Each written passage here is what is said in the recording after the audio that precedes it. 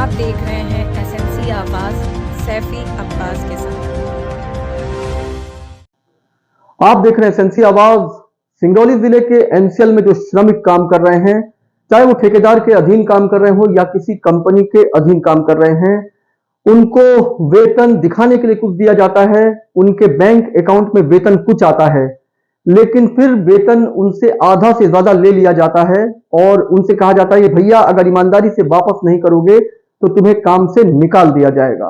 लेकिन सबसे बड़ी बात यह है कि आखिर ऐसी मजबूरी क्या है कि न्यूनतम वेतन की बात होती है और उसके बाद उनके अकाउंट में ऐसा दिखाया जाता है कि श्रमिकों को तो भाई खूब वेतन दिया जा रहा है, लेकिन उसके बाद उसमें आधा से ज्यादा वेतन निकाल लिया जाता है। नेहरू शताब्दी चिकित्सालय में जो सफाई कर्मी काम कर रहे हैं उनकी बात करें, या गोरबी ब्लॉक बी में जो हेम्स कंपनी है जो इस समय सुर्खियों में बनी हुई है, कहा जाता है कि श्रमिकों को 1275 रुपए मिलना है। उनके अकाउंट में 1275 दिखाई भी देता है, लेकिन उसके बाद उन्हें 400 रुपए दिया जाता है, बाकी पैसा उनसे ले लिया जाता है। कहा जाता है शराफत से लौटा दो नहीं तो काम से निकाल दिया जाएगा।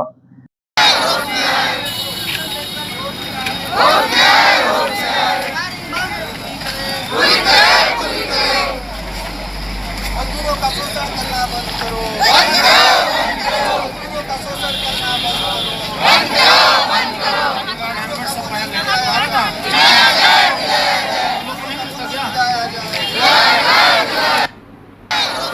और इसी तरह से दूसरे परियोजना में जो ठेकेदार काम कर रहे हैं उनके यहाँ भी श्रमिक धरना प्रदर्शन और विरोध दिखा चुके हैं कि उनको जो वेतन मिलना चाहिए वो दिखाने के लिए उनको वेतन दिया जाता है। उसके बाद जो ठेकेदार के आदमी हैं वो डरा धमकाकर उनसे पैसा वापस ले लेते हैं। आखिर ये एनसीएल में क्या हो रहा है?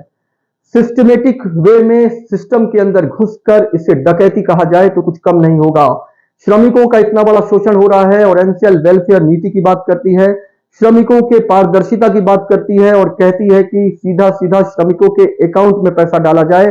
श्रमिकों के अकाउंट में पैसा रिफ्लेक्ट भी होता है, लेकिन उसके बाद जो खेल शुरू होता है इस पर सभी लोग अनजान बन जाते हैं और प्रबंधन से लेकर एक पूरी चेन है जो सुविधा शुल्क के इस खेल में कहीं ना कहीं जुड़ी हुई है, इसलिए उन्हें श्रमिकों का दर्द दिखाई नहीं देता। वो श्रमिक जो पसीना बहाते हैं, वो श्रमिक जो दिन रात काम करते हैं, उनसे कितने घंटे काम लिया जा रहा है, उनको संडे के बदले कुछ दिया जा रहा है कि नहीं, ये तो वो श्रमिक ही जानते हैं। लेकिन उसके बाद जब उन्हें खुशी खुशी ऐसा लगता है कि उनके अकाउंट में एक बड़ा पैसा आ रहा है, लेकिन दूसरे ही पल उन्हें कहा जाता है कि भैया इकट्ठा हो और सारे लोग जो तुम्हें कहा गया है उतना ही पैसा तुमको मिलेगा, ये जो ज्यादा दिखाई दे रहा है इसको लेकर खुशियां मत मनाओ, ये पैसा तुम्हें वापस करना होगा और ये खेल बरसों से चल रहा है।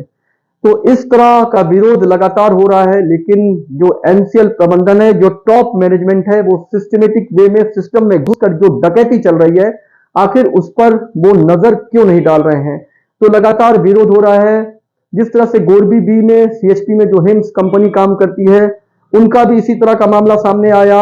जैंट से लेकर तमाम जो परियोजना है वहां पर जो ठेकेदारों के अधीन श्रमिक काम कर रहे हैं वो भी चीख चीख कर कहते हैं कि उनको वेतन कुछ मिलता है, अकाउंट में कुछ आता है और उसके बाद उनसे निकाल लिया जाता है। तो इस तरह का मामला सामने आने के बाद भी आखिर कार्रवाई क्यों नहीं होती है?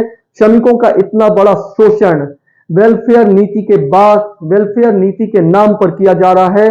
श्रमिकों के बगैर क्या कहीं काम हो सकता है?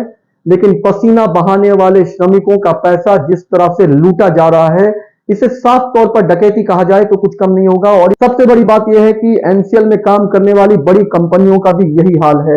वो भी कंपनियों की बात करें तो वहां पैसा तो बहुत मिलता है, लेकिन उससे पहले 2 से ढाई लाख रुपए देने के बाद, चढ़ावा चढ़ाने के बाद उनको काम मिलता है और उसके बाद 1 साल 1.5 साल के बाद उनमें से बहुत सारे लोगों को निकाल दिया जाता है और फिर खेल शुरू होता है नए लोगों को रखने का।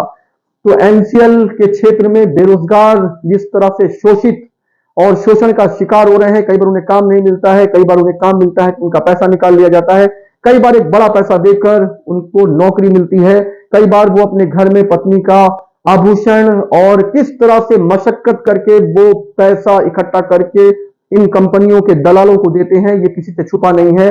रोज हल्ला होता है, रोज कोटा बनता है, रोज तरह तरह की बातें होती हैं। उनमें से जो इस कुश्ती में पैसा देकर आगे बढ़ जाता है वो कुछ दिन के लिए काम करता है और जो लोग पैसा नहीं दे पाते हैं बाकायदा उनसे कुछ दिन काम करने के बाद उन्हें निकाल दिया जाता है और कहा जाता है कि जहां चिल्लाना है चिल्लाओ, जिसका कोटा है उसके तहत अगर तुम पैसा नहीं दोगे तो वो समझे और तुम समझो, हमें तो उनके तहत ही तुम्हें काम पे देना था और तुम उनका पैसा नहीं दे पाए इसलिए तुमको बाहर निकाल रहे हैं। और ये रोना, कई बार रोते हुए लोग परिवार के साथ चीखते चिल्लाते हैं और कई बार वो धरना प्रदर्शन में बैठकर भी चीखते हैं कि हमसे कुछ दिन काम कराया गया, उसके बाद हम पैसा नहीं दे पाए तो हमको बाहर निकाल दिया गया।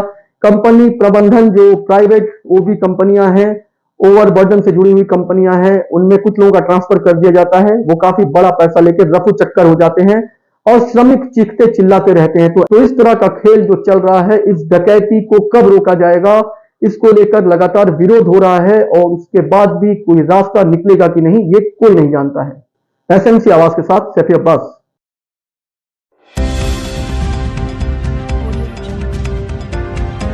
आप देख रहे हैं एसएमसी आवाज सैफी अब्बास के साथ।